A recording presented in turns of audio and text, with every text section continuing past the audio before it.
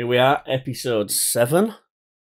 That's where I normally get it wrong, and you correct me, so it must be right. You got it right that time. I think you got it. Of Chippy Tee, a nice, relaxed, informal chat about, well, it's supposed to be about screen printing, but it's usually about seagulls and ducks and all sorts. So we'll kick this week off with the usual sort of like throw it to Danny and make him jump.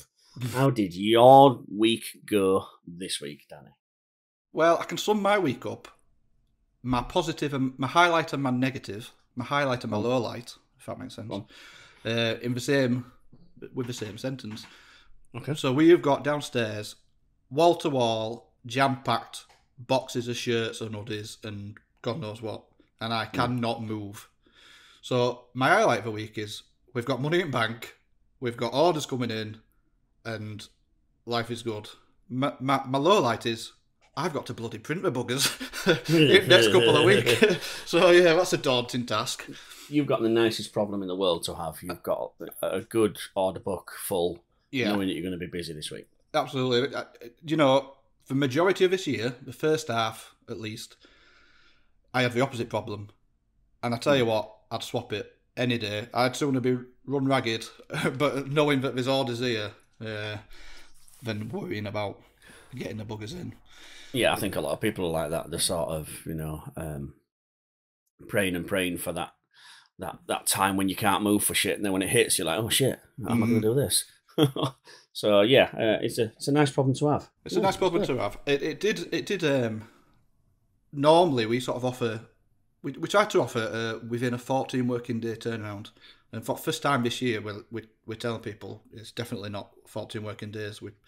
It's definitely got me thinking about how we organise that type of stuff, giving people estimates rather than compassing everything into we'll get it done within 14 working days. I think I might just scrap that altogether, and we'll just start giving people estimated delivery dates per order. Based on what? Well, we'll just on our organisation. So the way we've laid it out in Monday, we've got, I've got every day dated, and whenever we get a job in, if that job's going to take me a couple of days, we'll assign it to, I don't know, Monday, Tuesday, the 10th and the 11th or whatever. And then we just keep stacking and stacking and stacking. And that way we've got a visual. And as long as I stick to those dates, it works fairly well. So that's my new... What system do you use? Monday. When the milk bottle's full, stop putting stuff in it? No. No. We just give an extended turnaround. And if they wanted it sooner, and they just won't order with us. Rather than so if somebody comes to you with 100 shirts, 6 colour front, what time value do you give that in your head? How long do you think that will take you? 100 shirts, 6 colours front. Yeah, that's a solid day. A solid day job. That solid day job. So if you've got 4 of those in front of you, you're not going to get to your next one. No. That week's finished. That week's finished, definitely. Which a lot of shops will look at that and go, God, that's not a huge turnaround. Hence, this is why I want an auto. I don't know if I've ever mentioned I'm sure we've got all the manufacturers listening now.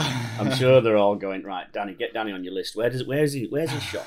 Who does that Brid area? Where's that? I'm very liberal as well, very liberal. I like all colours, me. Green, blue, white. All right, it's the right pitch now. I'm not fussy. So how about you? How was your week? I hear you've been to the seaside. Yeah, so what did I do? Oh, Monday I had a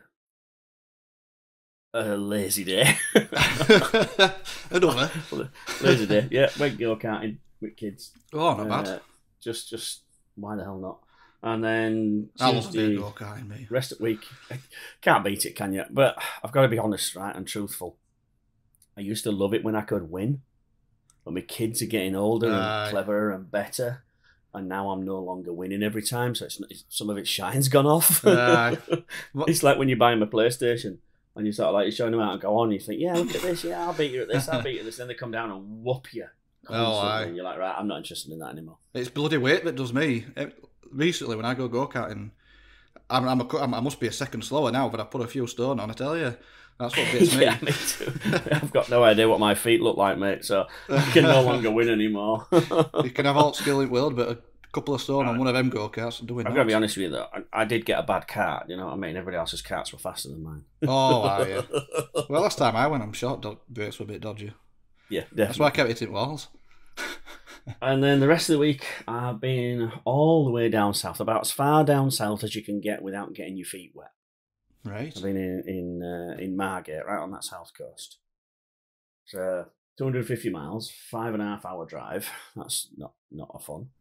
And I've been to a place that was interested in starting water based. Ah. So they told me they were 100% plastisol. Yeah.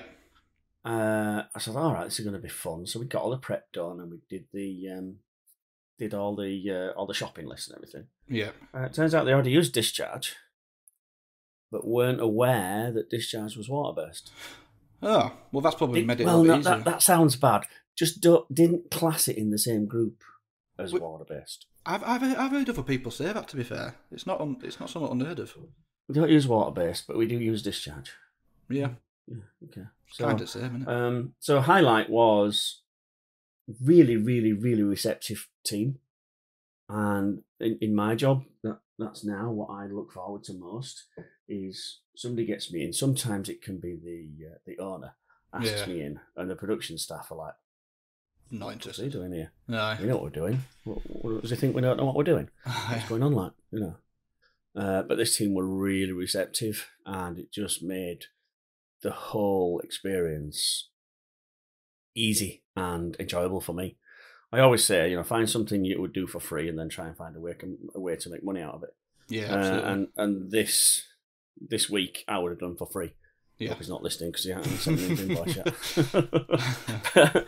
And that's down to the receptiveness of the team that were there, wanting to learn, wanting to be educated, wanting to pick up new routines, and wanting to improve themselves. And basically just taking a vacuum cleaner to my brain and sucking as much information out of there as possible. And I enjoyed every minute of it. That's what you want, isn't it? There's always room to learn. Yeah, I'm still learning now. I've been in it God knows how long. And 1987. 1987. Now I'll tell you, this might upset you. You were born. I was born a year later. Oh Christ! So 1987. That was your first job as a screen printer, or was that your actual shop? No, first job as a screen printer. I've never had a shop. Yeah, that's right. I've already asked you this, haven't I? You've never had a shop. Yeah. I know you've sort of managed other shops, though. I've gone about as high as you can. Spent my money Yeah. as if it's mine, but it actually isn't. Right. But never actually had a shop. So my first introduction to screen print was 1987, and got an interview at a place down the road. The only reason I got the interview was my mum owned a pub and asked everybody coming into the pub, have you got any jobs? So that's a good trick, that, because a few pints in, they might find one for you. Yeah, so I ended up getting an interview, going to this place, and I'd never even heard of screen printing. I thought it was like when you cut a shape out of a tatty. Yeah. Just dip it in some ink and press it again. It's funny because I was going to ask you that. I was going to say, did you have any knowledge of screen printing beforehand, and was it something that you were thinking, oh, I'd like to get into that? Nope, never even seen it before. Never even heard the term. Right. A lot of people I get, young people that come into the industry now, have done it at college or uni. Yeah. Christ, our school didn't even have computers, you know what I mean? It's no, I'd never even seen it, never heard of it or anything. No. And my job was just moving the fabric in and out. Cool. Because all we did was flat panel work. Yeah. So, can you hear that car alarm? Oh, I can now. You stopped. All the way up. A few moments later. Right, so my job was to book the fabric in, move it to the right machine, and then book it out when it went. So I wasn't even a printer; I was dispatch. I was there working. I couldn't believe it that they would give me a full £1 for every hour that I worked. Not every hour I worked, every hour I was there. Jeez. So I was like, oh, this is great. Whether I work or not, I get £1 every hour. Bloody I thought I'd made it. And then I realised the printers were on like £2.50. £2.50. So we're like, I want to do that. And they all said to me, you can't do that. It takes a long time to learn someone. It's a really highly skilled job. You can't do it. And I'd look over, and there's old Brian, bless him, foot up on press, going up and down with it in perfect rhythm, hands in front of him on his knee, rolling a roll-up cigarette. I'm like, that's not highly skilled. That's Brian. Brian does it the least of everybody. He's just sat watching it go around. So I pestered to get onto a press, because at the time there was 6 people to a press. There are now only 3 to a press. And this was fabric, did you say? So it was like patterns, I guess. Yeah, my first job was at printers in Wakefield, no longer there now, called John Green and Sons. Right. And they printed primarily paper and board. Yeah. But they printed point of sale paper and board. But they printed point of sale for Marks and Spencers and Fina. Right. Petrofina. And obviously, because they're printers, Marks and Spencer said to them, well, can you do T-shirts? We get them made in Dodworth in Barnsley. Yeah. At a big place called SR Gents, which at the time employed about 2,500 women on sewing machines just putting clothes together. Oh, bloody hell. And so all we have to do is take the panels from them, give them to you, you print them, send them back. So, you know, if a shirt had 4 panels, 2 sleeves, a back and a front, we'd just get the fronts. Yeah. But then all those numbers had to line back up, so all the shades went back together, and that was my job, basically keeping all the numbers in line. Right.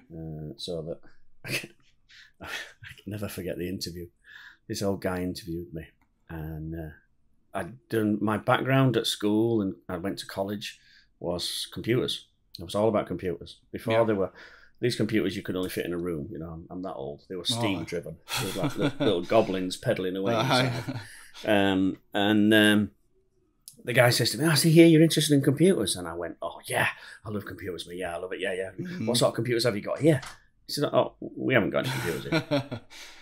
Right, well, why did you ask me if I was interested in computers? So if you're into computers, then it's obvious that you like numbers. Okay, where's this going? Well, if you like numbers, that means you've probably got a good memory for numbers. And we use numbers to identify all the bags of fabric. Oh. I thought, what a tenuous link from computers to bags of fabric. But I got the job.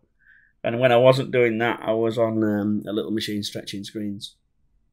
So it was my job to stretch the screens and move the fabric. Wooden frames, an old manual stretching table, red Kiwo glue. Same Kiwo glue. Bloody hell. Oh, so that's not changed too much. That's not changed, no. Apart from wooden frames.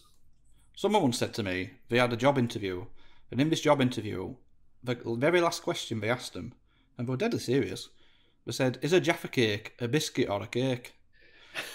And it shows how far we've come along, doesn't it? It shows where we're heading in life. They asked you quite a clever little question is, if you're into computers, we can put 2 and 2 together and work out that you're banging to numbers and probably got a good memory.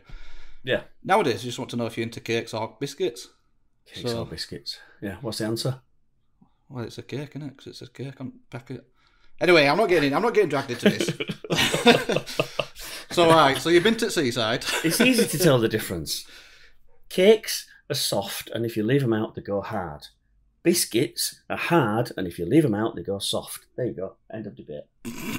Right. Well, I'm going to agree. I'm just going to agree with you. I can't get into that argument.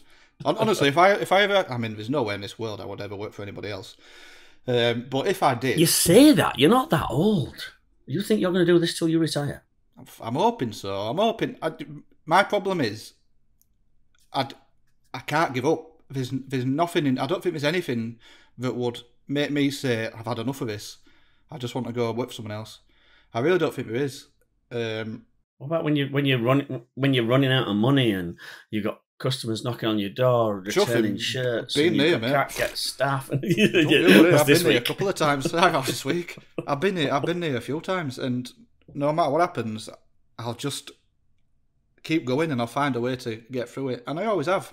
And I could have chosen a far easier life. I mean, there was a certain point where I could have knocked on a few screen printers' doors, big companies, and I'm sure even if I did it now, I'd find myself working for someone. But I don't want that in my life. I want to achieve what I've set out to achieve, and I just won't stop until I have. How long have you thought like that? Forever, my entire life. I've always had this. It probably comes from my dad, but my dad sort of instilled it as I was growing up. The idea that you'll never have money unless you work for yourself, which is a load of bollocks, because I've worked for myself 10 years and I ain't gonna. But anyway, that philosophy is still stuck in my head, and I don't know. There's just something in me that wants. I don't know. I can't give up, and I have to achieve this, and I will do everything it takes to do it. Sometimes completely to my detriment. I've ruined relationships. I've had barely any time to myself.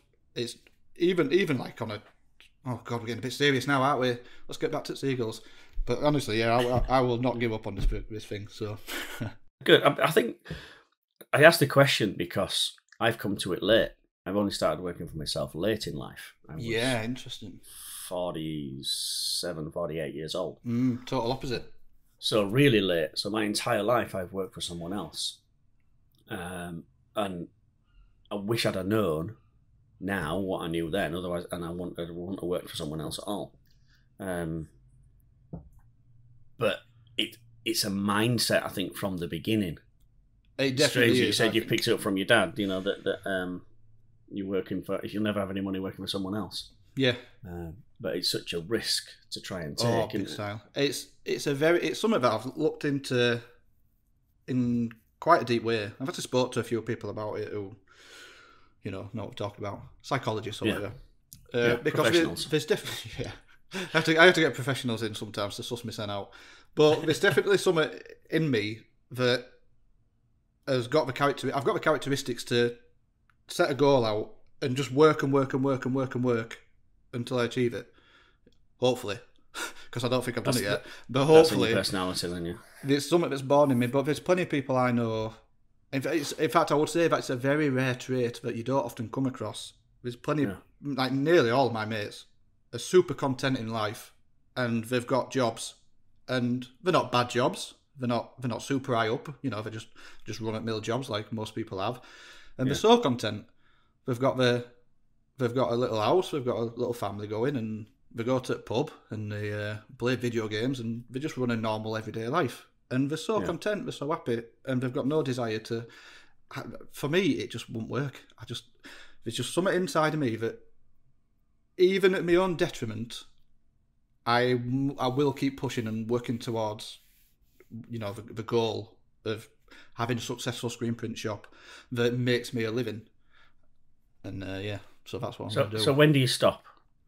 Well, when do you win? Well, we had a similar sort of conversation about it last week. Like I've said, there's no desire to be a huge shop with 100 staff members and 10 autos. No desire whatsoever to have that. I stop I don't stop. But to be content, I definitely need. Well, I won't say I need this many autos and I need this equipment. It's not to do with the equipment. It's purely down to a work-life balance where I can produce enough screen print where I don't have to work 7 days a week. Maybe I work 5 days a week, which is totally normal. And make a good living out of it. About money? Yeah, well, it's got to make a. This is what I mean. I've got no ambition to become a millionaire. It'd be nice if I do. I just want to make enough money where I can. Do you want to get to the point where you make loads of money but don't actually print? No, not necessarily. I knew that. I knew the answer to that before I asked it. No, I want to be the screen printer. There's a couple that spring to mind, and you see them on Instagram and you go, God, they're amazing. They're like those are the screen printers that you look up to and you respect and you admire and you want to be them. And I've got to assume that those are making at least a reasonable enough living to. In fact, I know they are because you see them.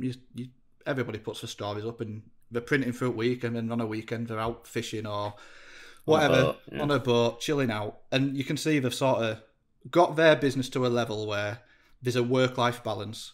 They're making enough money and they absolutely love what they're doing. And they can, that passion shows in the prints that you can see on Instagram because it's just shit hot. It just looks amazing.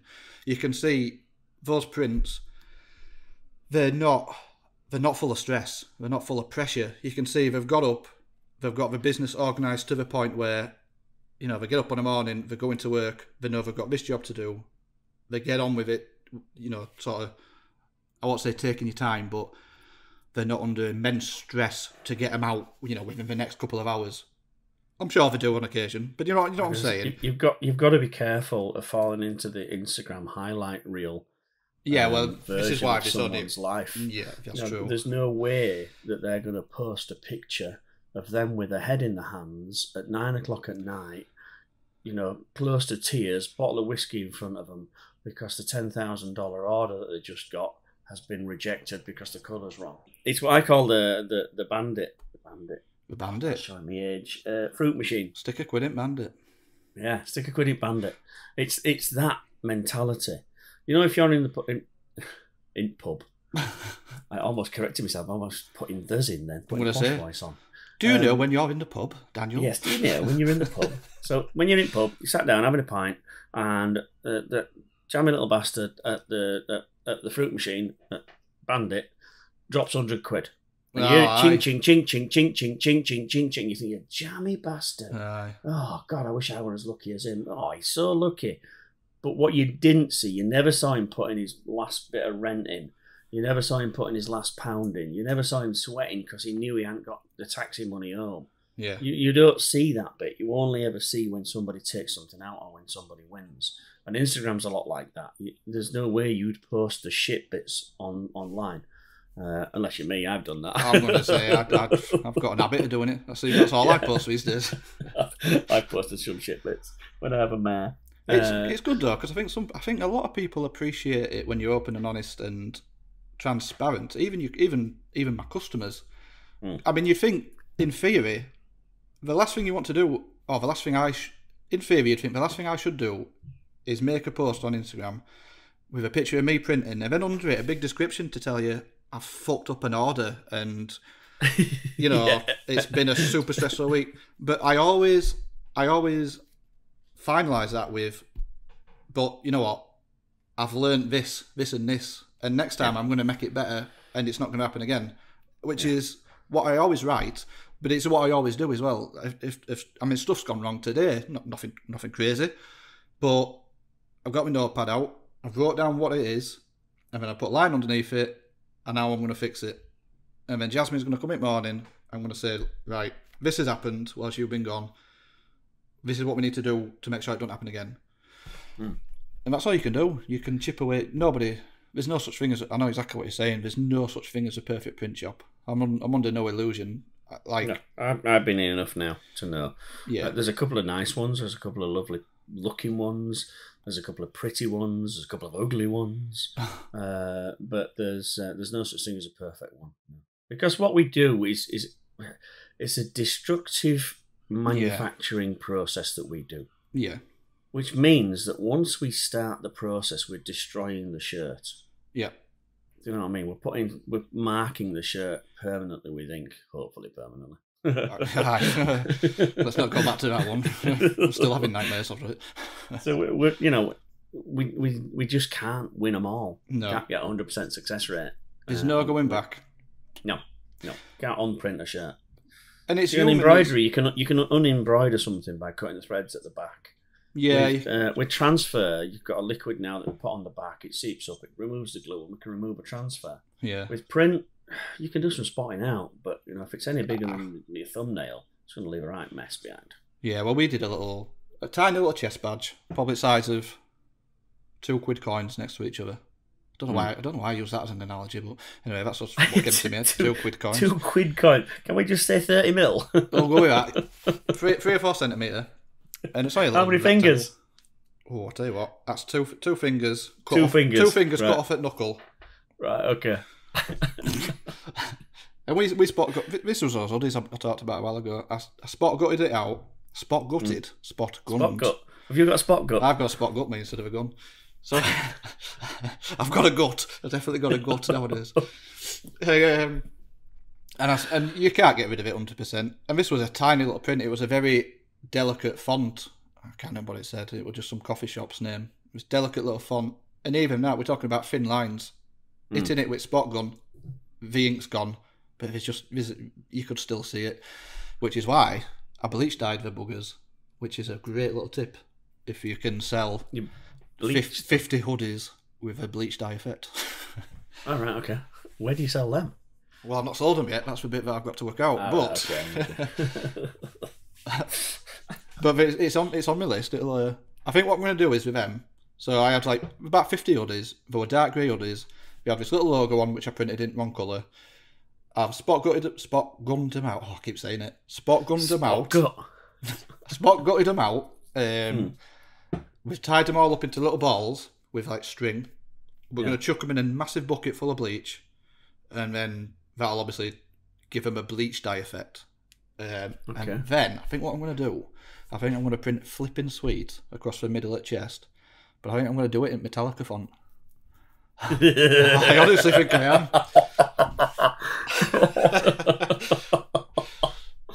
Oh, I mean, be careful with bleach, because bleach does eat cotton. Yeah, well, we don't just colour the dye up. No. Try discharge. Oh, that's a good idea. Just chuck some thin down, watered down discharge, if the cotton. Yeah, well, it's a hoodie, so it's going to have some sort of. It will be like 70% cotton usually. But anyway, yeah, we'll have a play. We're getting a bit DIY because we had to replace those 50 hoodies. So have you seen that paint splatter effect? I like that. Yeah, we've used the discharge and we just sort of splat it on and. Or just any water-based ink, and just splatter it all over. Discharge, normal ink, great. Just splatter it all over. I think that's quite a good effect. They were quite popular at one bit. I would look thinking that. Most of my work shirts look like that. I'm going to say, all my clothes are like that. I don't own any nice trainers because they're just covered in ink. It's a real problem. I look in my wardrobe and I don't have anything without ink on it. I'll go back to this week. It was a great week. It was a right positive. But one of the negatives, everything I touched had plastisol on it. I've been in almost every type of shop you can imagine. The clean, pristine ones, the ugly ones, the dirty ones, the ones where you stick to the floor, the ones where they've put pallets down on the floor because the floor's impossible to clean anymore and nobody can stick to it. And then they've done it twice, so all the machines are like low down and you're bending down when you're loading. Jesus. I've been in awful shops. This shop looked clean. Okay, it didn't look pristine, but it looked clean, like a normal everyday working busy shop. But everything were covered in plastisol. Yeah. I've got it on every piece of clothing I had. I've got it on the back of my. I've got it all over my car. Not impressed with that. Jeez. Not impressed with that. White plastisol. Obviously, it's on my elbow. I've put my elbow down. I'm going to go in car, and it's all over there. That's a killer when you get it on your elbow because you don't look at your elbow. And you'd be. I tell you what, I don't think I could physically do it. We've just got this imaginary picture of you with a wet towel on your head, a seagull at window, trying to lick your own elbow.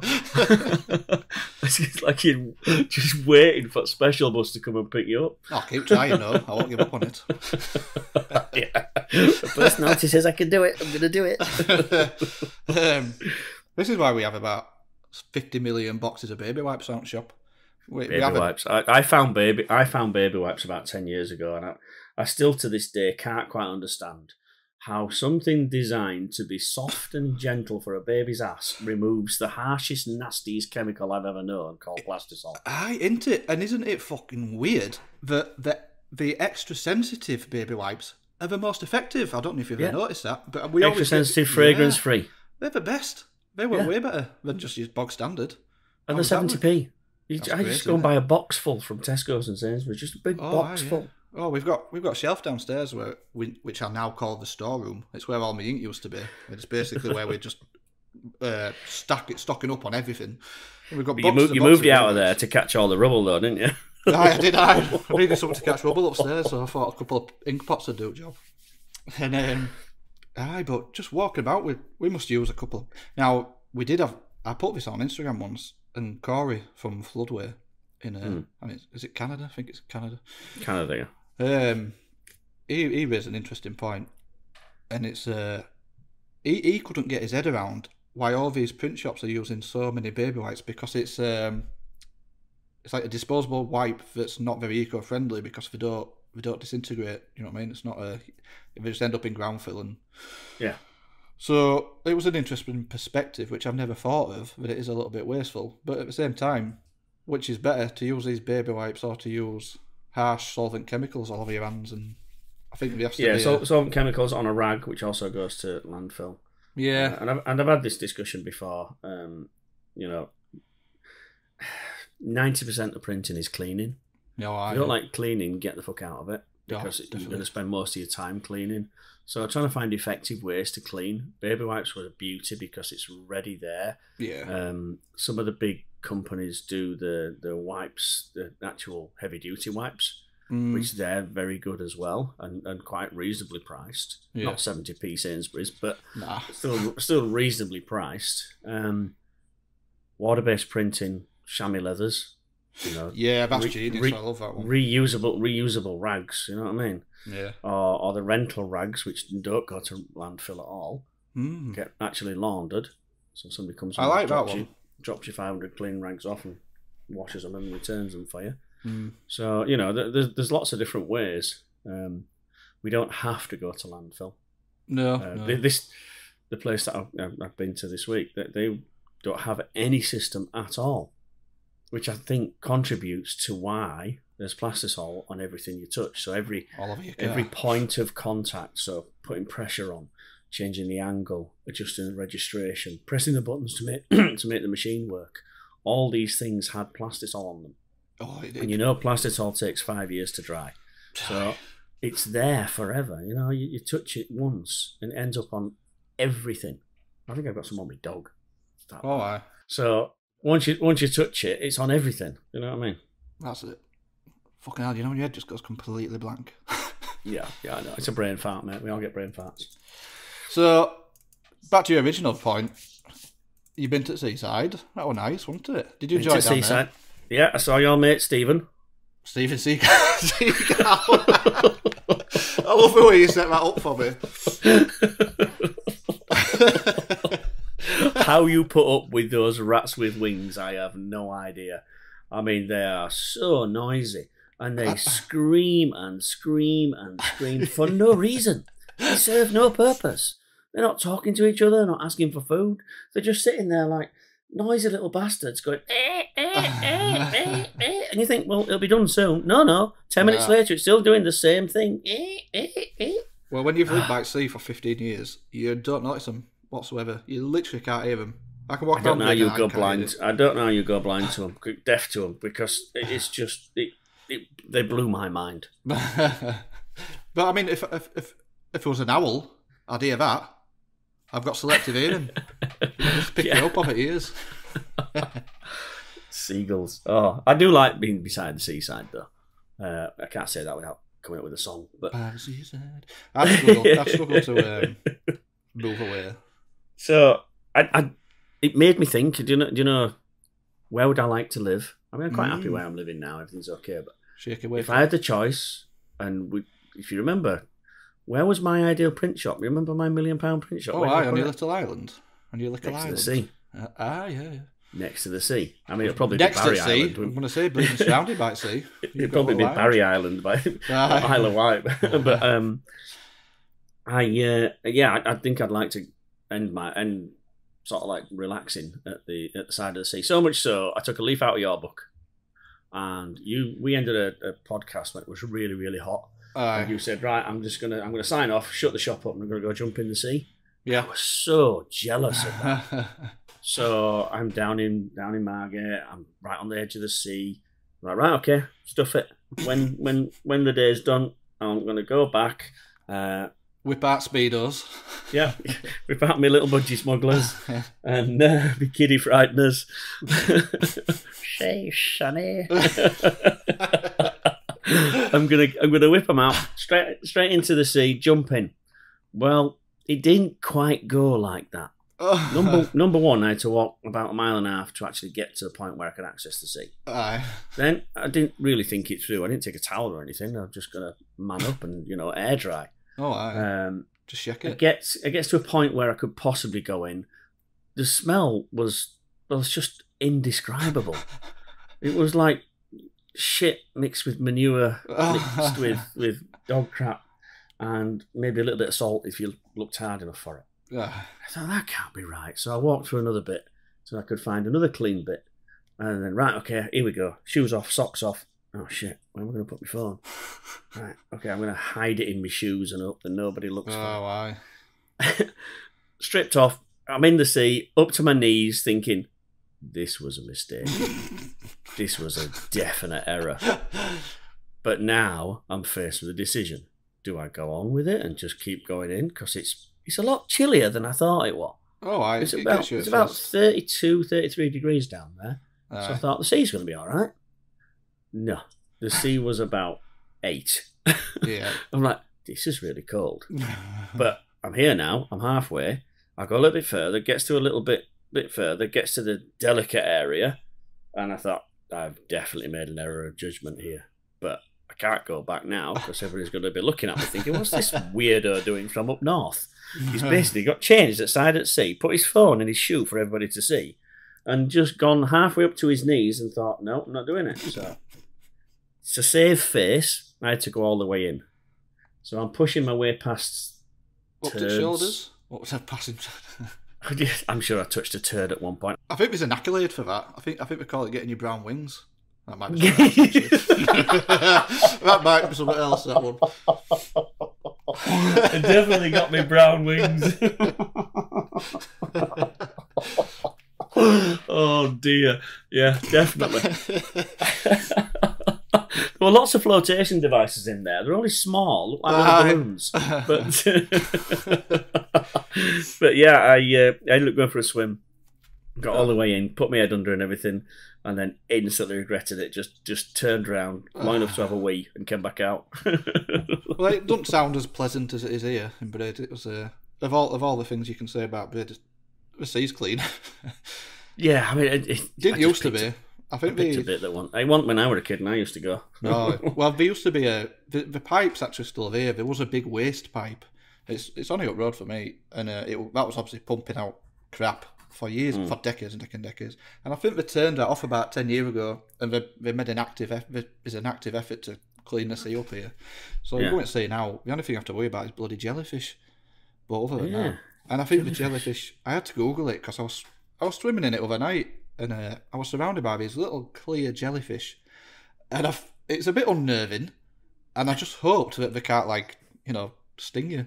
And I did a Google, and it turns out all jellyfish sting, but these little things, the sting's not enough to physically affect kill your you. Skin.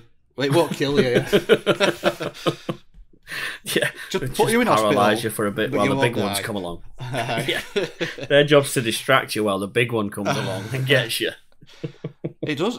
I go in all the time. I don't know, apart from winter.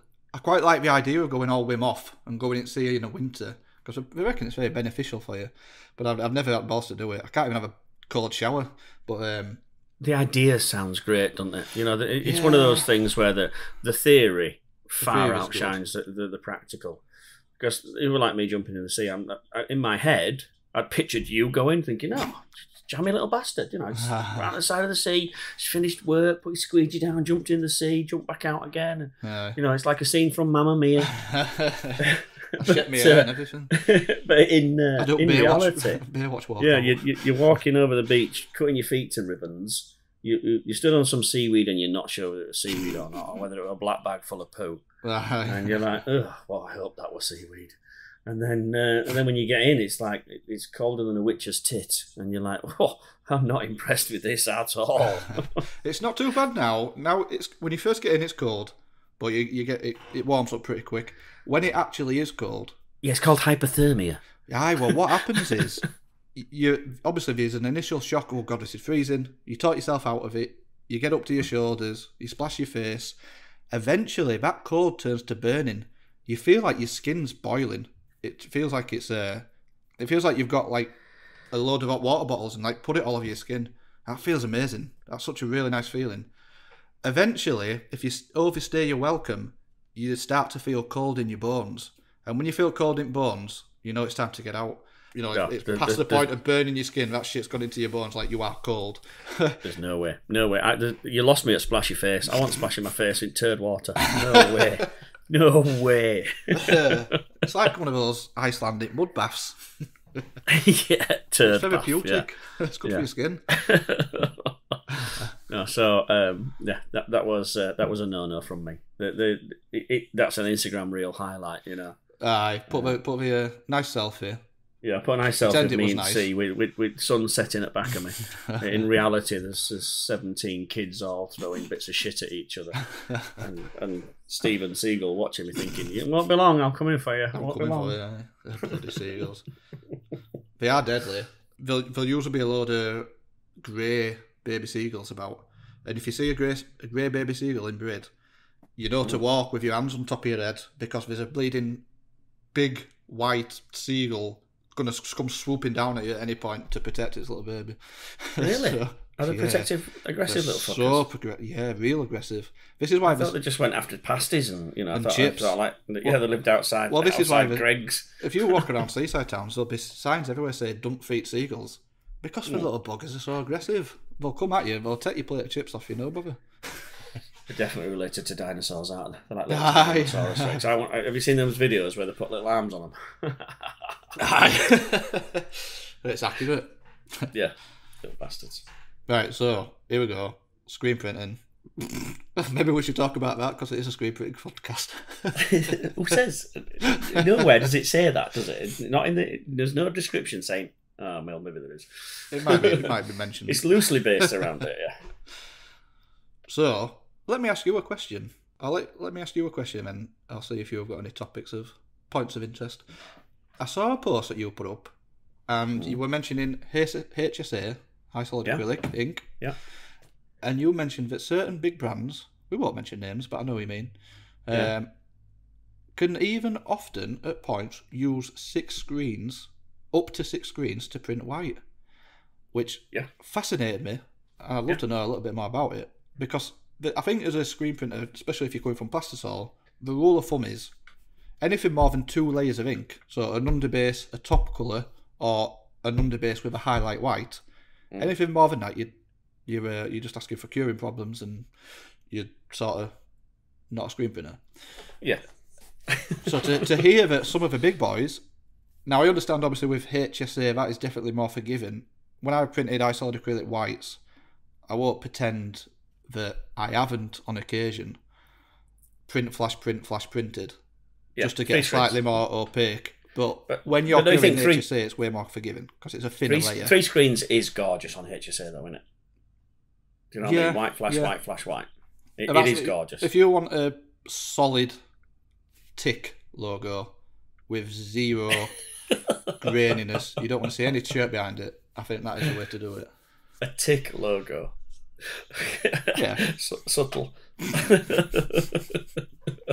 I only know that because when I went to our friends at they had this massive book and it was full of Pantones, and I said, what's all that about? And they said, these are the Pantones that we have had to one by one mix by hand, write down the formulas for this particular brand.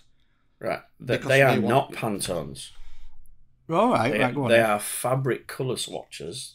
Right. For that particular brand's spring summer season or autumn winter season.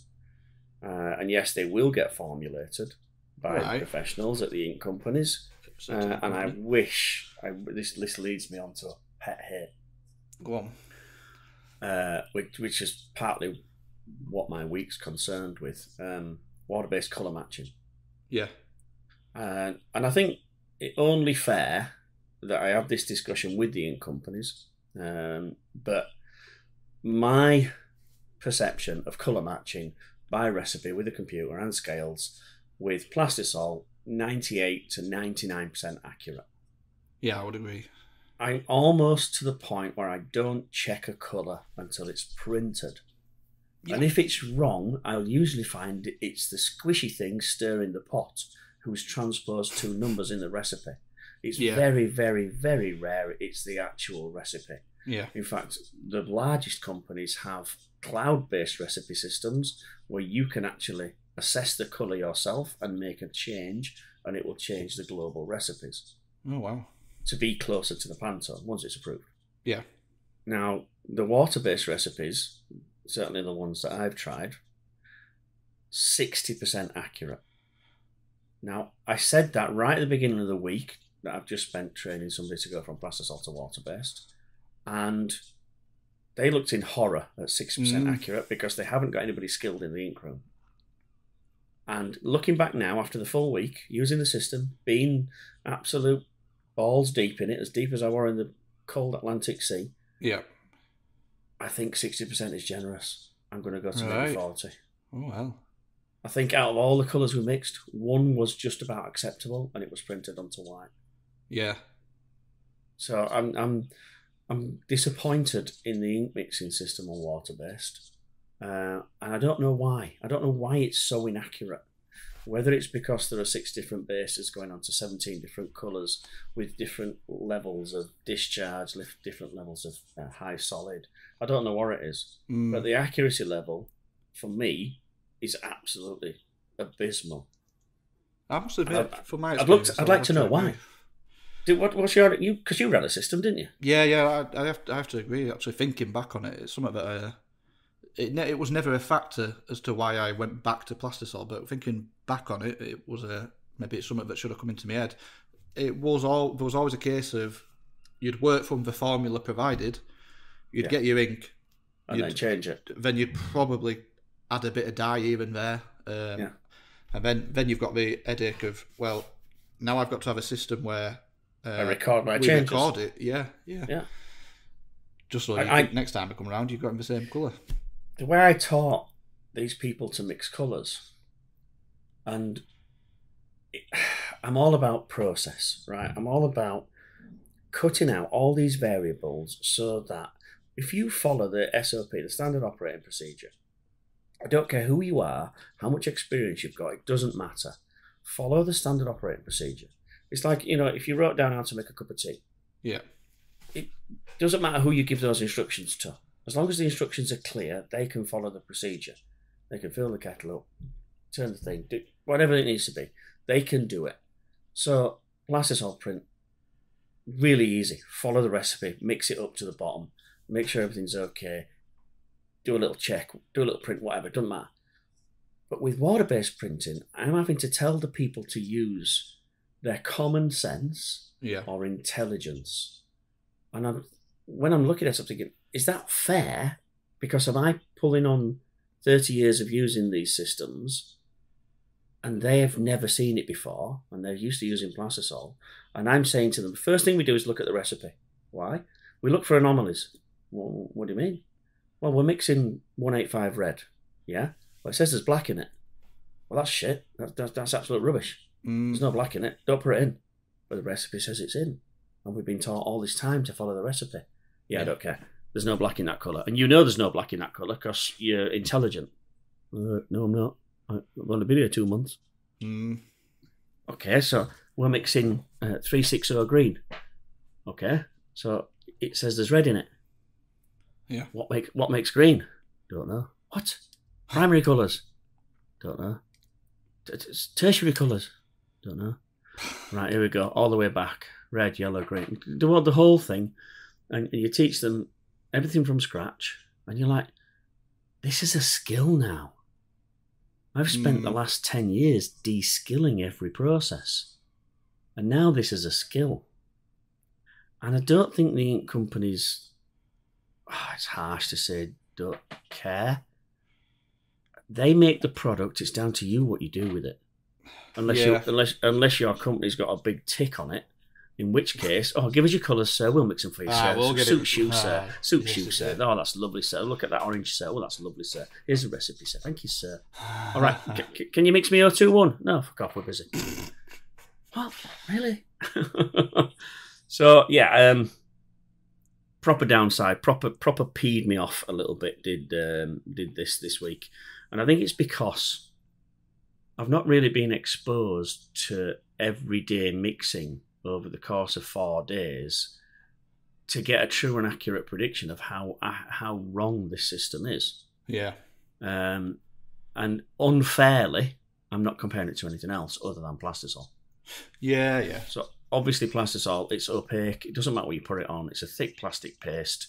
It pretty much blocks out the colour. If we print onto white, we can pretty much assume that we're almost printing onto white. And then we throw in water base, which is a very, very thin dye rather than a thick plastic film. So the application technique changes the colour. Yeah. If you double hit a water base colour, it's darker than if you don't. Yeah, definitely. Yeah, because you've got that there's that translucent property. The more you hit it, the darker it's going to get. Yeah. So a little bit sort of disillusioned with the system, and I wish more money and resources was put into the accuracy of the colour system. Even if we have to have a different colour system for every type of print we do. The reason that pretty much all printers in the UK, I'm going to say 99.9% of printers in the UK use a Pantone book. Yeah. If you don't use a Pantone book, you're probably using your own swatches, so Flipping Sweet Red, Flipping Sweet Yellow, Flipping Sweet Green, which just so happens to be the same yellow, red and green that you buy off the shelf, so you don't have to do any mixing. Yeah. But now, every man and his dog's got a Pantone book.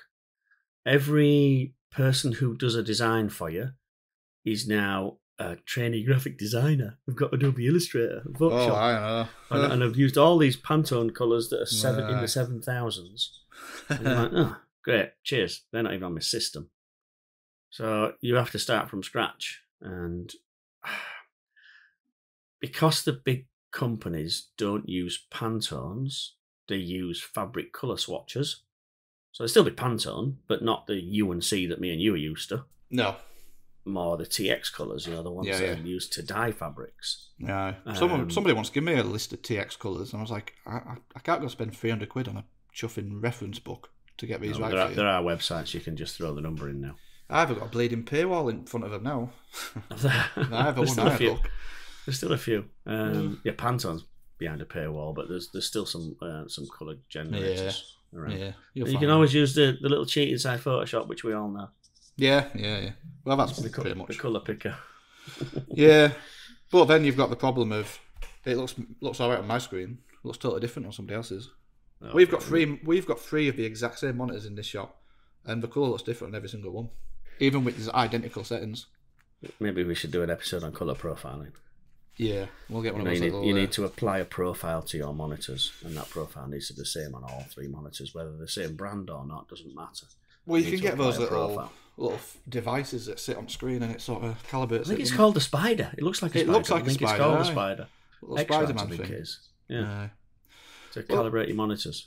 Well, I don't think you should feel too disillusioned with the water-based mixing situation. I feel like you should keep fighting the good fight because you do defend water-based pretty well.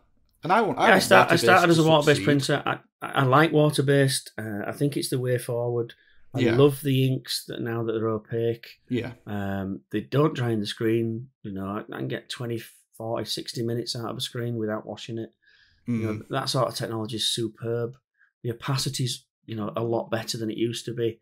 The feel is untrue. I said this about discharge in one of my posts on Instagram. I cannot beat the look and feel of a discharge print. It is still the best method of decorating a shirt I've ever come across since I started doing this shit. Yeah. But what a price to pay. It's such a pain in the ass. Yeah. It really is like a spoilt teenager. And if you don't give it everything it wants, it just storms off and just pisses in a corner somewhere and you've left to clean it up. Yeah, so I do love it, but it is horrible to use. And I'm only saying that now, afterwards, and probably because of HSA. that discharge is hard to use because it used to be, well, this is what you've got to do with discharge. You've got to throw it away. You've got to do this. You've got to activate it. You've got to monitor it. You've got to test it. You've got to treat it like a baby. You've got to really look after it. And it became normal for a long time, but then, it disappeared. Plastisol came in and everything else came in, and we stopped. We didn't realise how much work we were putting into discharge. Yeah. But then again, we still come back to the same old issue, mine anyway, when I started, minimum order quantity, minimum we would set up a machine for 3,000 pieces a day's work. Yeah. We would not put anything on a print machine less than 3,000 pieces. Yeah. If you wanted less than that, it went on a carousel, and somebody just did it as in the mum's back bedroom. Yeah. And anything, you're going to go to that extra length of babysitting and taking those extra steps and taking your time and preparing your screens properly for a job of that size. Of course, it's 3,000 pieces. Yeah, of course, no bother at all. But like in my situation, where we're getting 20s and 50s and 100, and we're getting lots of them, and I've got to rush them all out, those extra steps that I was taking for HSA and I made work for a while, I ultimately would just slowing me down too much to make money, and I had to go back. But I do honestly really hope Waterbase keeps going in the direction it's going, and it does keep improving. Yeah. And I think you mentioned it before. I don't want to, almost a hybrid ink that has the properties of plastisol and water, just one ink HSA system combined. Yeah, just one ink system that you happen to wash up with water. If I can print with an ink that gives me the results of high solid acrylic, gives me that soft light feel, but with the printability of plastisol, and when which mainly refers to I can leave it in a screen and not have to worry about it. That's when I don't know. I mentioned it to you because I'm sure I've got Alzheimer's now. We have to start writing shit down. You know that, don't you? Yeah. This is like a summary of each episode. Seagulls, shit, sea. Yeah. I was at do you remember the pen video that got everybody fascinated on Instagram that part? The little cylindrical printer. Yeah. Well, they used high solvent ink, which is very, very similar to water-based in its properties. What I mean is... It dries like fuck, you turn it around, it dries in the screen. They switched to a different technique, curing with LED. All right, yeah. So they cure now with LED instead of heat. Yeah. Now, that ink doesn't block in the screen. Oh, interesting. Because it's nothing to do with evaporation or losing water or heating a catalyst with heat. It's to do with hitting a certain frequency of light and then it cures. Interesting. But honestly, I was sort of like I'm talking to the vinyl printing, vinyl ink I call it, the solvent ink guys. Yeah. And they're like, biggest change we've seen in the last 5 years, introduction of LED. I don't understand what you mean. So we don't have to wash the ink out when we go for a smoke. Simple as that. Yeah. What do you mean? So this ink never dries in screen. You could leave it all week, and it'll never dry in the mesh. So really, yeah, whatever, dry in the mesh. Huh. So how do you try it? It just goes under this little exposure unit, just an LED light. I don't. How amazing! No way. So of course I tried it on fabric. I was going to say somebody needs to. I did try it. Adopt that. It worked. It worked. Danny, it worked. Right, hang on then. Let's cut this bit of episode out. Let's go get it patented. We're about to change the business here. I'd keep that one quiet. You're a bit late. Oh dear. Who have you sold it to? All of them. I should hope so. If I want to get on that. Yeah. It worked really well. First thing that came to my head was, you mean I don't have to turn my tunnel dryer on? Nope. Oh my god.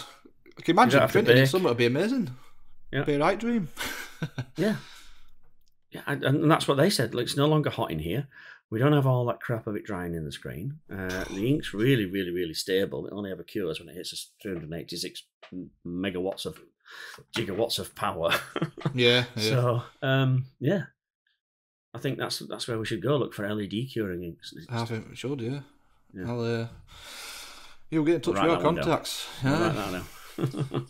I've already got a patent website up, me. Chippy Tee LED. Right. Chuffing, no. We'll take 3p a squeegee print. That'll do. Yeah, every We'll print. be living Every in print. on the island. Like Pantone. Every time you say the word Pantone, you have to give them a tenner. I owe them about 60 quid this episode alone. If ever, right, on a side note, if ever I find the little fucker that took over from Pantone when the old guy died, I just want just an hour in a room alone with him. Because the jumped up little university graduate that he is came up with a business plan like, no, the first thing we'll do is we'll change all the colours around in the Pantone book so that they're no longer in numerical order. Oh, right, yeah. Okay, why are we going to do that? Because they'll look pretty when you fan them out. They're in chromatological order. What a load of bollocks. Where's number 352? Oh, it's just next to 7006. Why is that? Because they've both got a yellow cast. Absolute rubbish. Put them back in numerical order so I know where I'm going through. My eyes are knackered. I can't read that index at the back anymore. And, while we're on it, why invent 6 new colours every 3 months? Yeah. Well, I paid 160 quid for this book. You're telling me the colour that the graduate designer who's now got a copy of Photoshop, guess which colour he picked? Pantone colour of the year. What did I? Pantone wet dog brown. Yeah, it's great. Couple £100 now then. I think it's so. I went on a rant there, didn't I? I bet you any money most print shops are not updating the Pantone book every year. I don't think I've updated mine in about fucking 10 years. It's 160 quid. I tell you the sequence of a relatively large sort of couple of press operators. The designer buys a new Pantone book after pestering the purchasing department for God knows how long. Yeah. Somebody eventually signs it off at 160 quid. He then passes his 1-year-old, tattered, dog-eared, down to production. Because production can't be trusted because they get ink on it. And the cycle just continues and continues. And who's the dirtiest bastard in the print room? The guy in the ink store. So he gets the one that's 3-year-old. That everybody's had the fingers on, and it's all dog-eared. Oh, page number 11 is missing, but it's only got the browns on it, so it's fine. You know, it's that's exactly how it goes. But I'd like to meet the guy just to sort of like have a quiet word in his shell, like, and go, "What are you doing? Just put it back. It wasn't broken. You make enough money out of us. Stop it." I'd like to do that with a bloke who took over Instagram and got rid of chronological order with that as well. I don't even pretend to understand it. Oh, God. Does it just go on? 11K, does it go on? You? I just hit 11,000 followers, yeah. Okay, yeah. now. I ain't got a clue what I'm doing. What a baller. Buttons. I know, yeah. I'm still not as many as you, though. Don't be saying it like that. Well, you know what? Funnily enough, this will probably sound backwards to you. I'm actually trying to get rid of followers. And it's something we've been doing for a couple of months now. Actually, I've been doing it for probably a good year. I think at one point I was up to 27,000 followers. And we're now down to about 13,000. And we're still going. We're trying to remove followers, which probably sounds a bit backwards. What's your criteria for removing a follower? Because I have a little cry and a little sob to myself in the corner if somebody unfollows me. Because there's a little button inside there that tells you how many people have unfollowed you. Yeah. And I want to go find them and talk to them and ask them why. What did I do? Yeah, what did I do? Come on, let's sit down, have a coffee and talk about it. Come on, follow me back. Yeah. Well, so what's your criteria for saying, right, okay, you are more of a number than a contributor? Is it? You've hit nail on head there. Basically, you try to get rid of non-engagers. Anybody who follows you, and I think there's a word for it. I think it's a ghost follower. Somebody who follows you, and they might have followed you for years. They've never liked any of your posts, never messaged you, don't watch your stories. They're just an absolute, they're just a ghost follower. They're just on your follower list, and they're contributing zero. In fact, they're actually contributing negatively to your engagement rate. So they're just lurking in the background. They're just lurking in the background, and that has a negative effect. So quite a few years ago, Instagram, it's stuck in my head. It's all bleeding business. Instagram. They changed all the algorithms. We're changing it all the time, but there was a big change maybe 5 or 6 years ago, where everything was based on engagement rate. So if you've got, in my case, I had built up to 27,000 followers, which was a massive number of followers. And at the time, it was fantastic because the theory was the more followers you've got, when you put a post out at peak times, the more people see it. Dead simple. Yeah. Not rocket science. Makes sense. So in theory, the more you've got, the better it is. What happened is when they made the switch, it became a percentage. So if out of those 27,000 followers, only a handful of them actually comment on your posts and like your pictures or did an action. Yeah, did any type of action that they calculate a percentage, and it might be. I think the sweet spot is about, if you get to 5%, you're basically an influencer. You're an Instagram famous or whatever. I tell my kids I'm an influencer. Can I have to stop telling them that now? You are. You were definitely with me in industry. Insta famous. 100%. You've got your own podcast. You're killing it. Oh yeah. And, so of those 27,000 followers, because a large chunk of them just sit in the background watching me. Well, they don't even watch me. You know what I mean? They just happen to be following me. My engagement rate absolutely plummeted, and all of a sudden, when I put a picture up, nobody likes it, barely anybody comments, nobody messages me anymore, nobody watches my stories, and that's a problem I've had to fight for, since we changed it, almost overnight. The switch was almost overnight, and so my theory, well, it's not even a theory, this is a fact. You need to get your engagement rate up. And the easiest solution for me right now is to get rid of those followers, people following me who never engaged in How do you find that out? Well, what we're doing at the minute, we're just sort of taking a wild guess and using certain keywords. So I'll look at my follower list, and then you can actually search through your follower list on your phone. You can start typing somebody's name or whatever, and I'll start putting keywords in, like digitizers. Right, okay, yeah. You know, just going through lists and lists of keywords where you think there's no point them following me. Lots of foreign names. We'll start looking at popular foreign names, and we'll start typing them out. Numbers. And, would you say numbers? That's a good one. I've never people thought of with that. Numbers in the name. Even stuff. It's rare now you'll find a grown up with numbers in the name, isn't it? Oh, I know. You'd think so, wouldn't you? Yeah. Even stuff like old, OLD, because a lot of people, what they do is if they've got an old account that they don't use anymore, they'll change the name to old account or whatever. Do you know what I mean? Or they'll put old in brackets so that nobody follows them. Back up. That's another one. I might have to write that one down. So we've got it down, whittled it down to about 13,000, and I'd think I want to keep going. I'd like to be maybe 5,000 or 6,000.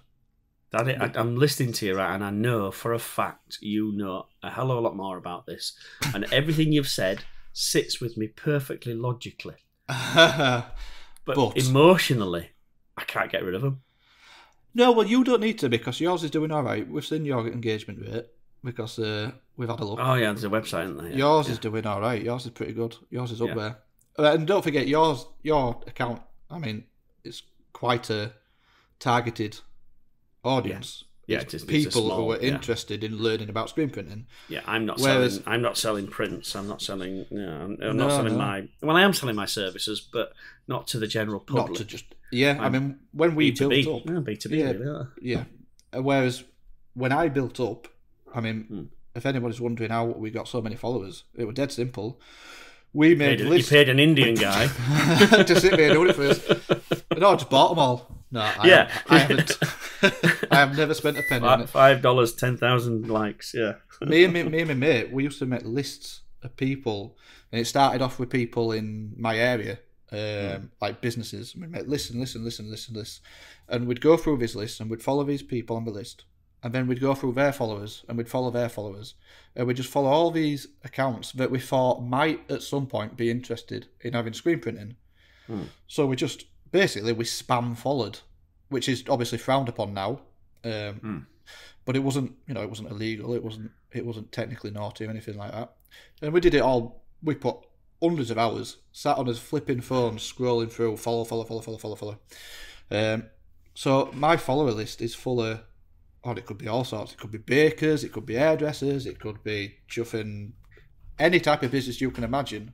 Because back then, in my head, the more businesses you follow, the more chance... Is that because you're selling to those? So you're hoping that the baker that you follow on Instagram wants some work. Let's get some tote bags or something. Yeah, exactly. Right. That was me. Sound. But back in the day, that would be a little theory. But that don't work anymore. Now, really, what you want as minimal number of followers, but you want all of them followers to be actively engaging. If you follow 100 people and if you have 100 followers and all 100 of them, when you post a picture, they'll leave you a comment or like it, or every now and again they'll slide into your DMs. You've cracked it. You've got 100% Does DMs count? Oh yeah, DMs. I think they put more weight on DMs nowadays than they do definitely likes. If somebody double taps a picture and gives you a heart, an instant message or a direct message holds more weight on your engagement percentage, I believe. Wow. You've taken me to school today. This is obviously, unfortunately, there's no official, nowhere says that. This is all what... This is what you've worked out. This is what people generally assume, and through practice, this is what we've come to the conclusion. Because Facebook and Instagram don't tell you how the algorithm works. They're secretive so that you can't work around them. And so plus it changes as well. Yeah. No, yeah, exactly. And it changes all the time as well. I mean, you might not even have seen this feature. Do you know where you save a post? Yeah. Yeah. That feature, apparently, that holds, if somebody saves one of your pictures, that holds way more weight. I think that's actually the most effective. I think, because I've not really had many saves, but I found the little thing on my phone where it tells me the insights as to how many people have saved something. Yeah. I didn't realise it was so high. I believe, yeah. And I found it a little bit, a little bit creepy. Why have you saved that? That's just a machine going round. Who saved that? It might be, from your point of view, you're putting out an informative bit of information, and they might have saved that thinking, I'm going to look back, I'm going to refer back to that one day. Yeah. Whereas when I post about how shit a day I've had, nobody wants to save that and reflect back on it. You know what I mean? There's no value in that. So I don't get so many saves, where I imagine you probably get quite a bit. I have got some saves, and I'm not really... It sort of bothered me as to why. Why are people saving it? So I'm looking at the post going, what's different about this one? What made people save this? Is it the music in the background? No, probably not. Is it the subject matter? Is it the content? Is it the time of day? Because I get lots and lots of people from different countries. Have you ever looked at where people follow you from? Yeah, every now and again. God, it's a bit weird. Mine's really weird. Yeah, we get some lots of different places. Yeah. There's not a lot going on in Tehran at the minute if they're all watching my Instagram program. I'm going to say, Listen, mate, you've got bigger fish to fry than worrying about what colour I'm printing today. It's weird how it works, isn't it? Yeah, but I mean, you've taken me to school today there, Danny. I didn't know any of that. Well, the good thing is, because you don't know better, you think I'm talking sensible. Yeah. I don't know enough to question. I don't know enough to question you, so I'm going to go with it. Somebody you don't know will. what you don't know. Well, this will be the first video where we get a proper massive comment, and someone will be like, "Well, actually, Danny, well, got this that'll be good. That'll be good because it's just engagement, then, isn't it? Oh, yeah, definitely. Even if they're ringing up to tell you see you next Tuesday, at least they're ringing you up. Don't ring me. I don't answer the phone. I know. Sliding into your DMs. We've not even got a bleeding phone number to ring now. I don't know if you remember, we had the old deal with BT. BT, yeah. Have you sorted it? Sorted that? No, bloody hell. Really? We've had to go. That's nearly 4 episodes ago. I don't know. I can't believe we're talking in episodes. Jasmine says, "Oh, can you remember that job we did a few weeks ago?" I was like, "Well, oh, was it in time of episode 2?" Yeah. No, it's definitely before 3. It's in that one that Tony keeps talking about every time. Oh, that could be any episode. I'm going to say, we're in that 4-day week. Every episode. So I feel like I've overtaken the topics. No, I'm good with that. I think that'll that's a good thing to know. A lot of people that we know, in fact, Instagram is my main tool. Obviously, I've got word of mouth and I've got repeat visits, but Instagram for me is a door Very opener, important, a proper door opener, especially if I'm going to different countries. I can honestly say West Africa, although I'd been there once, the return visit was purely down to Instagram. Yeah. And a lot of stuff that I do, even where was the one I got? I was in Manchester, and I'd never been there. They haven't got the brand that I normally use. They've got green machines. Yeah. And it's sort of like, so did you see me on Instagram? Is that where you've got my details from? No, actually, we're Images Magazine, actually. Oh, hey. I'm like, oh, really? Oh, okay. What are you trying to tell me? That advertising actually works? Wow. Hold the front page. So, it does work. Yeah, definitely. But Instagram for me is number one that I put stuff across. It used to be just pictures of my dog. Now my family are unfollowing me. Actually, I need to have a look. Actually, how many of my family have unfollowed me? RJ pulls me up on it all the time. RJ said, "You don't even follow me, do you?" Oh no, I don't really have any need to follow you. I know you. You're my sister. Shots fired. But I am finding actually now it's sort of fresh in my mind. We have talked about this before, but I am finding when we're getting new orders, an awful lot recently has been. I saw that you'd done some shirts for so and so, so we saw the work you had done on somebody else's Instagram. So they haven't necessarily found anything on my Instagram. They haven't found my Instagram, but another customer has got the shirts, the chuffed to bits with them. They've made a post on their Instagram, and off the back of that, someone who followed them has then got in touch with us, and that's happening a lot recently, which I'm pretty happy with because I think that's a reflection of the quality of what work we're printing. Yeah, that's good. Yeah. But it'd be interesting to see how many people just stumble upon Flipping Sweet, the Instagram account.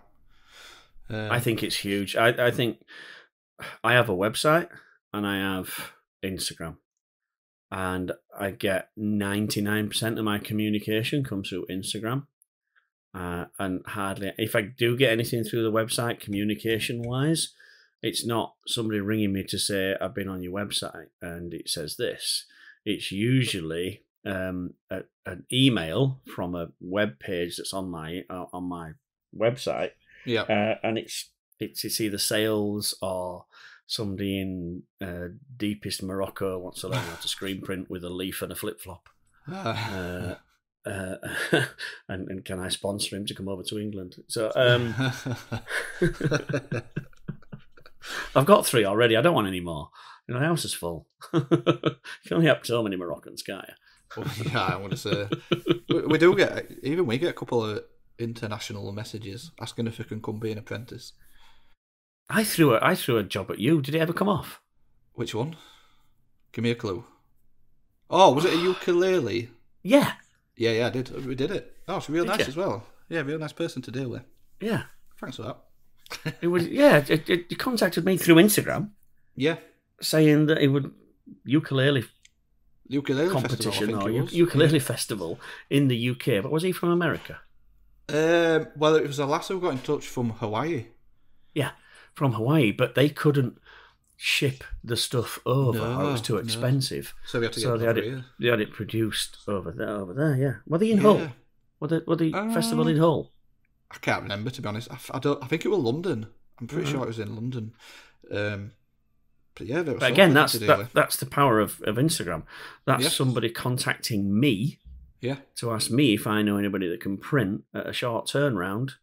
Yeah. For them, because they're doing a festival in the UK. Yeah, it's not to be underestimated, is it? It's a powerful tool. It's a powerful tool, but I don't think I don't feel like we should rely on it. I feel like we should be actively. We should actively have other platforms now, because you look at the trajectory of Instagram, it's going downhill, and it has been for a number of years, and it doesn't look like it's getting any better.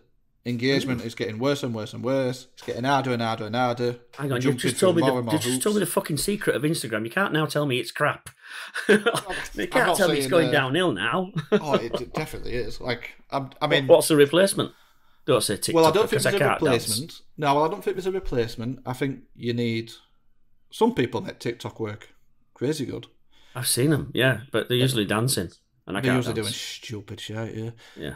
I mean, we've got a TikTok, and we just use it to post for videos of me, Jade, and Jasmine doing stupid shit that we don't really want to put on Instagram because it don't look professional. I just use it as a bit of a joke account, if anything. I'm the way. I've posted. You put your stupid shit on Instagram. Yeah. Not where I was going, but thanks for that. So I just copy what I put on Instagram and post it on TikTok. Yeah, well, I don't have separate content, and I have a customer, right, and he bugs me to death because he puts one post on Facebook, and there must be a platform out there. Yeah. Where if you post it once, it automatically posts it on Instagram, Twitter, Reddit, on everything else, TikTok, everything else you could possibly think of. There's software that'll do it for you. I can't remember what it's called, but it annoys me because I've seen it once. I know, you don't want to see it over and over. So I don't want to see it on another platform. So a better system would be to have several social channels, but use each social channel for something different. Because then you might get the same followers on all three accounts, but they're expecting to see something different every time. So they've got a reason to follow you on all three accounts. But if you're just duplicating, might as well just follow you on one. Just follow on the one that you use the most. You know what I mean? Yeah. So I think you do have to. But then again, like, this is all well and good. You're too busy earning a crust, though, aren't you? We're too busy earning a living to piss about on Instagram all the day. So what did someone say to me? Someone said to me, if you use this phrase, I'm going to butcher the phrase. It's not like me, but I'm going to butcher the phrase. We're used to it now. They said something like, oh God, you might have to give me an hour to think this. Make the business work for you, not you work for a business. Oh, that's probably not what it was. But anyway, the point was, you can find yourself running around doing all the everyday jobs, working, like printing shirts, answering emails, firefighting, putting out little fires all over the shop, babysitting Jasmine and Jade, and you're just being dragged pillar to post, and you're just, working for the business. You're just whether you own it or not, you're just an employee being dragged about by the business. Yeah. What you need to do is find it where you're making the business work for you. So you've put things into place, and people are doing this, doing the jobs for you. And anyway, that's what someone said to me. They said it a little bit more eloquently than I did, but I think we get the gist. Maybe you get the point. Yeah, it's the tail wagging the dog, isn't it? Basically. That's it. That'd have been I should have just said that. I'll write it down. It would have been shorter. Yeah, it would have been shorter. But we have to fill time, don't we? Although looking at time, I think we're pretty much to the end of this one, aren't we? Yeah, we've done hour and a half of talking shite, haven't we? I know, yeah. Which have you worked through your list? Because I've got loads. Didn't you bring one? I was going to say, have you got anything that we didn't cover that you'd like to cover? No, I think I think that just about wraps us up. We've that social media thing. I think it deserves a little bit more time. Certainly from somebody who knows what they're doing, like yourself. Because I'm lost in it. I just scattergun. I just take a scattergun approach and just post. Oh, that one was successful. I had one really successful post, and my followers boomed from it. And I've tried to copy that format. I've tried to copy the music. I've tried to copy the platform, put it onto another platform, and it just doesn't work. So I think sometimes just right time, right place. Oh yeah, 100%. Picked up by someone else, maybe. Yeah, and then just passed along. Yeah, just picked up by someone else and run with it. Yeah, I'm no expert, and I'm definitely not successful at it. If anything, I've been very unsuccessful. But I know how it works roughly, and I know what I need to do to improve it. But don't look at me as a shining example of how to run your Instagram, because my Instagram's, like I said, my engagement rate's pathetic. But I know why, and I'll chip away at it, and hopefully I can. I think being active helps as well. I'm very inactive. In the meantime, you're too busy earning a living, aren't you? Yeah, this is it. I'll go. Oh, now somebody once said to me this thing. No. Anyway. About a cat and a tail. No, that was it. Something about wagging, something, windmilling, something like that. Right. On that note, we're going to wrap up episode 7. If you enjoy what you've been listening to, don't forget to give us a like, a comment, and engage with us. A comment would be amazing. Yeah, comment, a like, a subscribe on the 2 available channels that we've got, which is Spotify and YouTube so far. And all engagement counts. Yep. Tell us it's crap if you feel that way deep down inside. Yeah, because we score points even if you say it's crap, don't we? So we score points, and I'm open to constructive criticism. I'm not. I sit in the corner and cry like a baby, but we can always get over that. There's therapy and whiskey. Right, on that bombshell, I shall see thee later, lad. All right, all the best. See you in a bit. See you.